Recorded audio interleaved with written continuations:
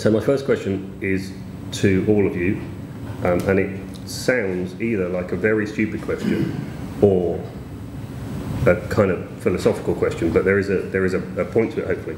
And my question is, what is a label, and what is it for? This is a question for all of you to answer. There's no getting out of it. You have to answer it in turn.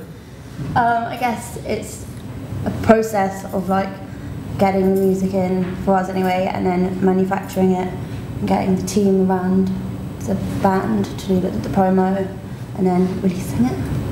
In order to get it out there. Yeah, exactly. For the reason I started what I'm doing, I don't even know if I would call it a label now, but I know you'll come to that later, is to help small UK bands when nobody else seemed to be there at the time. So we were doing more than just releasing and promoting the bands. We were helping them book shows, helping them with merch deals and things like that. So it's kind of not a 360 deal, but almost just a launch pad or a stepping stone, I think, for bands at that time. Yeah, Grania's right in that, I guess, kind of mechanically what a label does is that process which good labels are good at, which is getting the right music, packaging it in the right way, getting it out to people, marketing it, putting it in the right places. And I think also, you know, you can argue that in this day and age, when you can go out and get that done independently, there's not like, you don't have to go and sign a record deal to get your record on iTunes, what the labels do. And I think that, I guess context is important. And I think that definitely what we'd like to try and do with Communion is build, it's quite an old-fashioned idea, but build a label brand that means something, so that the badge itself means something. So it's a mark of quality. I guess. Well, I would hope so. Yeah, or a mark of something at least. Yeah. But that's a mark of quality and a sort of a particular kind of sound, or you know, a kind of something that sort of ties the bands together. Yeah, I mean, it can happen. There's obviously loads of great labels in history where a specific sound associated with it, and I guess with Communion, historically, it's been a kind of folky Americana sound. But we're definitely not wedded to that, and I think that we'd rather it was a mark associated with good songwriting and great singers rather than a kind of particular genre or movement.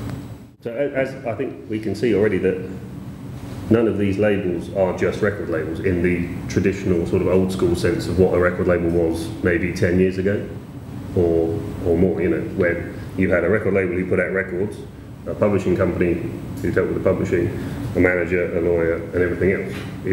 I mean, and do you think that's the same across the board? I mean, we're talking about majors and indies, but do you think everybody is doing that these days?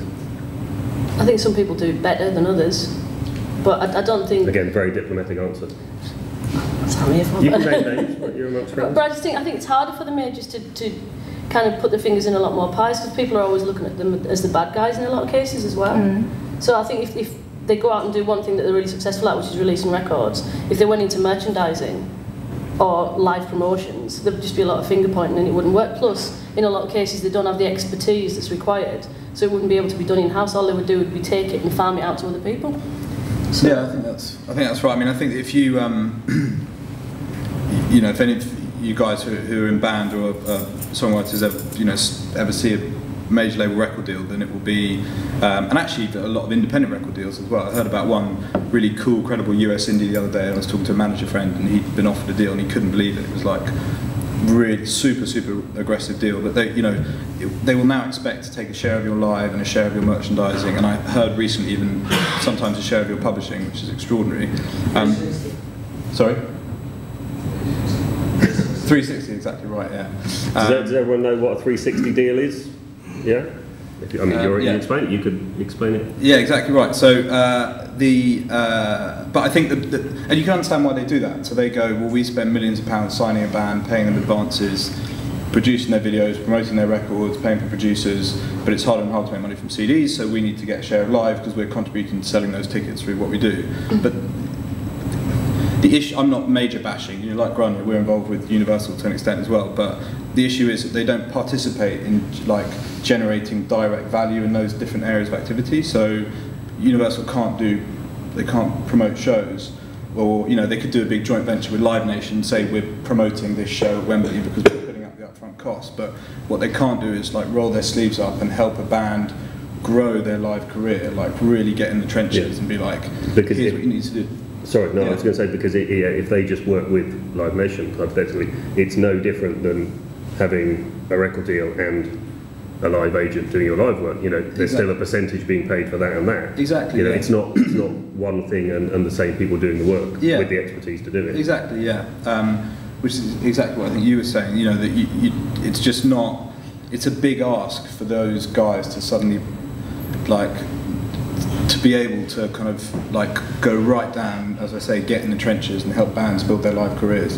And so as I said before, our live promotion company stands alone; it's its own business, but it's very much linked to what we do on records. And we will, you know, especially if we're signing someone, a kind of really early stage development artist to the label, then almost by default we get heavily involved in what they're doing in live, because we recognise that, you know, it's to our benefit on the label that they build a fan base and build an audience and get out there and start playing to people and reaching people. And so it's a kind of virtuous circle if we help them build a really kind of strong foundation for their live career.